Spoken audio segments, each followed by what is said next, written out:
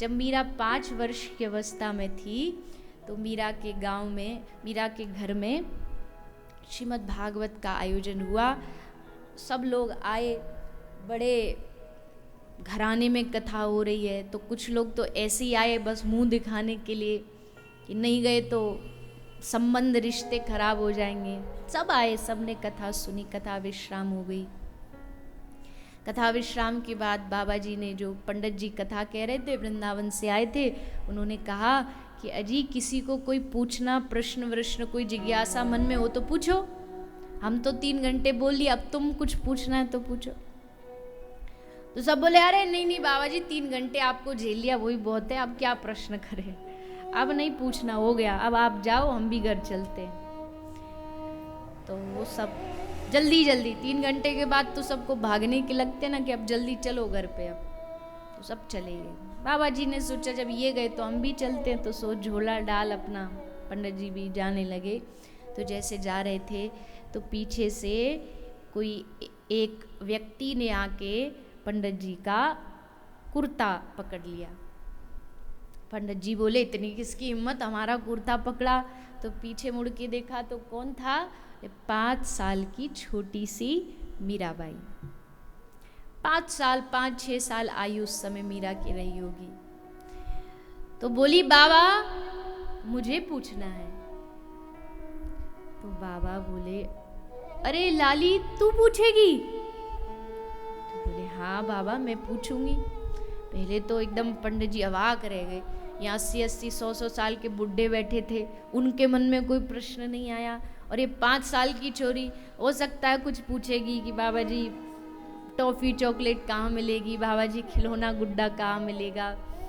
पर जब बाबा ने पूछा बोल लाली का पूछनो तो को, तो जैसे पंडित जी ने कहा का पूछनो तो को, तो 5 साल की मीरा की आंखों में आंसू आ गए, और आंसू भर के पंडित जी से बोली पंडित जी मुझे पूछना है कि जिस गिरधर की तुम कथा कह रहे थे ना, वो गिरधर मुझको कब मिलेगा ये पूछना है, कहाँ मिलेगा ये पूछना है, वो कैसा दिखता है ये पूछना है।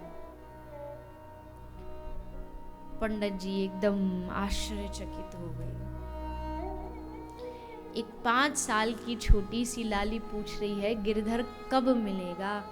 पंडित जी ने सोचा हमारा सारा जीवन भजन कथा करते करते बीत गया, हमारे मन में तो कभी नहीं आया कि जिसकी कथा हम कह रहे वो हमें कब मिलेगा, और ये छोटी सी छोरी पूछ रही है कि गिरधर कब मिलेगा। पंडित जी ने मीरा के चरण छुए और मीरा के दादाजी को कहा कि दूधा साहब कोई साधारण बच्ची मत समझना इसको, ये एक रत्न एक खजाना है जो आपके घर में आई है, इसको संभाल करके रखना। बात तो सारी यही है ना कि हमारे मन में कभी यही भाव नहीं जागता कि कब मिले, कहाँ मिले, कैसे मिले। अभी बस भारी भारी चीजों को हम करते हैं, माला कर लिया, तीर्थ कराए, यहाँ घूमाए वहाँ घूमाए, और हमें लगता हो गई भक्ति हमारी, यही भजन है, यही भक्ति है। लेकिन असल में भक्ति जब तक पूरी नहीं होगी, जब तक भगवान को पाने की मन में चाह नहीं जागी, उनको पाने के लिए जब तक मन में तड़प नहीं जागेगी, उनकी प्राप्ति की जब तक मन में आशा नहीं आएगी, ये कैसे मिलोगे, क्या करूं मैं जो आप मिल जाओ, क्या बोलूं मैं जो आप मिल जाओ, ऐसा क्या सुनाऊं मैं जिससे आपके चेहरे पर हंसी आ जाए। ये भाव जब तक मन में पैदा नहीं होगा तब तक भक्ति हृदय में नहीं आएगी, और जब तक भक्ति हृदय में नहीं आएगी तब तक भगवान हृदय में नहीं आएंगे। भगवान स्पष्ट कह रहे हैं मुझे पाने का एकमात्र रास्ता मेरा भजन, मेरी भक्ति है। तो देखो यहाँ जितने भी बैठे हैं सबकी आयु खूब खूब हो चुकी है। ऐसा तो नहीं कि हम कोई बच्चे हैं, खूब आयु हो चुकी है। इस आयु में आकर के भी अगर मन में ये इच्छा नहीं जाग रही कि हे प्रभु आपकी प्राप्ति कैसे होगी, तो मतलब अभी यात्रा खूब लंबी बाकी है हमारी। अभी भी हमारे मन में भगवान की ओर जाने के लिए अगर मन नहीं है, भाव नहीं है, तो अभी बहुत काम बाकी है। अभी भजन का भय भी नहीं आता हमें।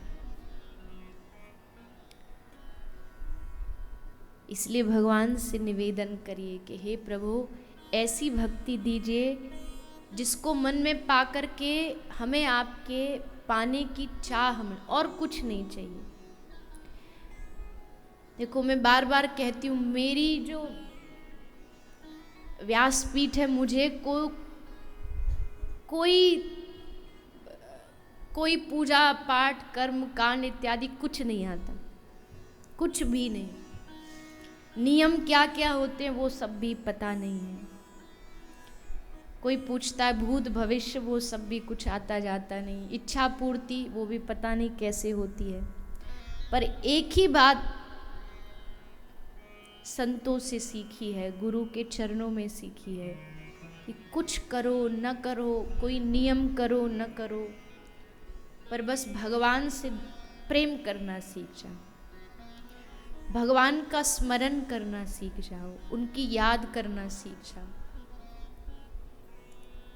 यही भजन है, यही भक्ति है। इसको पकड़ लो।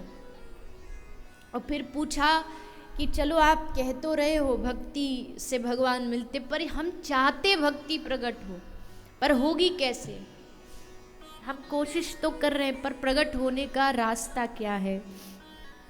तो श्री ध्रुवदास जी कहते हैं, रेमन रसिकन संग बिन रंच ना उपजे। ये भक्ति कैसे प्रकट होगी? रसिकों का, भक्तों का संग करे बगैर ये भक्ति मन में प्रकट नहीं हो सकती। एक ही रास्ता है, रसिकों का संग करो, भक्तों का संग करो, साधुओं का संग करो।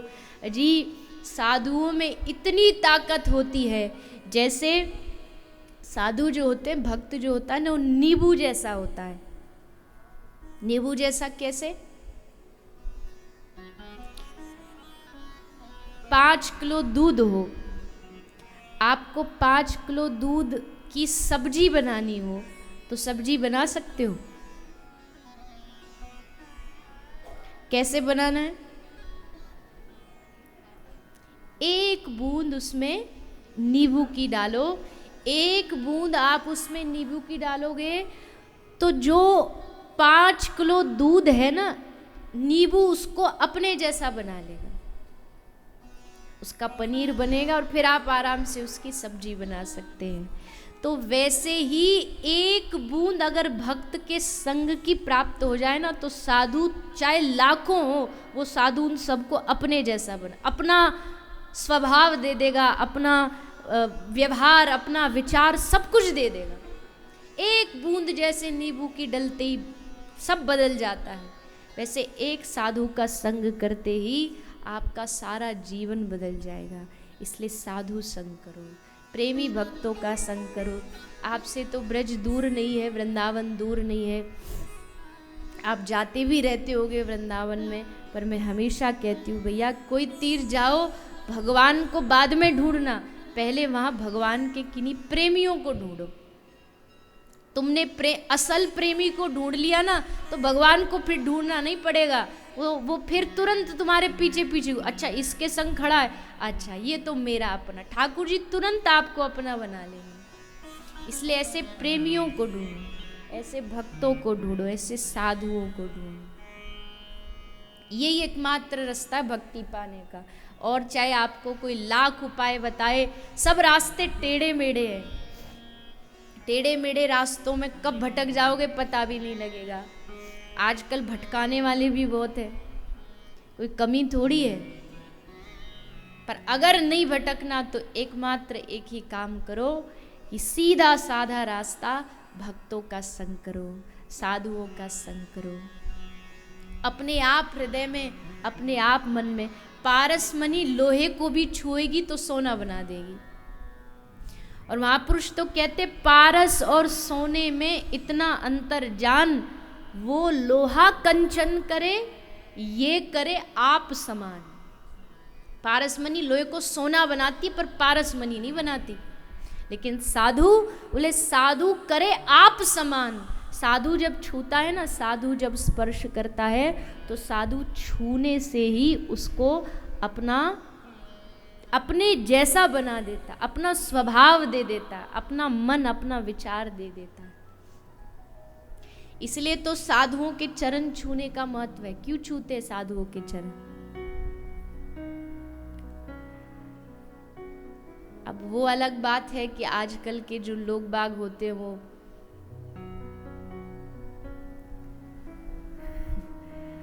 अभी इससे पीछे एक कथा हुई थी, तो खैर ये तो रोज का अनुभव है, लोग मिलने आते हैं। मैं तो कोई साधु नहीं हूं तो मेरे साथ तो ये कोई व्यवहार करे तो चल जाता है, क्योंकि लेकिन साधु के साथ ये व्यवहार कभी नहीं करना चाहिए। क्या करते हम, इतना गंदा व्यवहार चल रहा है आजकल। लोग आते हैं, आकर के ना जय श्री राधे, न राम राम, न श्याम, कुछ नहीं बोलते, बस आते ही फोटो लेना है, सेल्फी लेनी है। मेरे साथ तो चल जाएगा, लेकिन यही चीज साधुओं के साथ भी करते हैं। जो अच्छे महापुरुष होते हैं, ना कोई प्रणाम करना, ना उनके पास 2 मिनट शांति से बैठना। उनकी साधु का अपना एक अंग्रेजी में शब्द है ना, वाइब्स, वाइब्रेशन। साधु की अपनी वाइब्रेशन होती है, उसका चारों तरफ उसकी शक्ति, जहाँ साधु बैठ जाए चारों तरफ का जो वातावरण शुद्ध हो जाता है।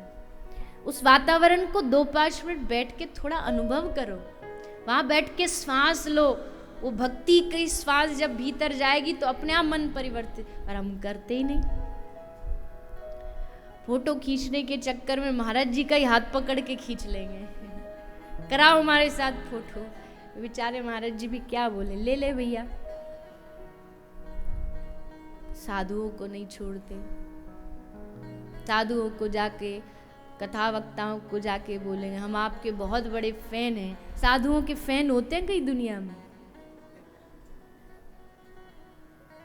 सिनेमा वालों के फैन हुआ करते थे, आजकल वक्ताओं के भी फैन आने लगे हैं। हम आपके फैन हैं। कथा का फैन नहीं हुआ जाता है, कथा का तो दास हुआ जाता है। ये सब भाषा कथा में शब्दों से बड़ा फर्क पड़ता है। जैसे कई लोग कथा में आते हैं, 3 घंटे कथा सुन के फिर क्या बोलते हैं, आज कथा में बड़ा मजा आया। तो मानो सब जो हमने किया ना, सब पे मट्टी डाल दी उसने। क्योंकि कथा तो मजे के लिए भैया है ही नहीं, कथा मजे के लिए थोड़ी कही जाती है। हाँ, तुम्हें आनंद आया कृष्ण नाम में, वो अलग बात है, पर तुमको मजा आ गया, आज तो मजा आ गया। शब्दों को ध्यान से चुनिए। साधुओं के पास क्या बोलना चाहिए, ये बड़ा ध्यान से शब्दों को चुनिए। एक तो साधु के सामने ज्यादा बोलिए ही मत, हमारा अधिकार ही नहीं है साधु के सामने ज्यादा बोलने का। चुप रहिए, वो कुछ बोल दे अपनी मर्जी से तो उनकी मर्जी, वहां भी जबरदस्ती नहीं, सुनाइए हमको कुछ, वहां भी ऐसा मत करिए। अगर उस महापुरुष को कुछ देना होगा ना तो नजर से ही दे देगा, दृष्टि से ही दे देगा, तुमको कहना भी नहीं पड़ेगा।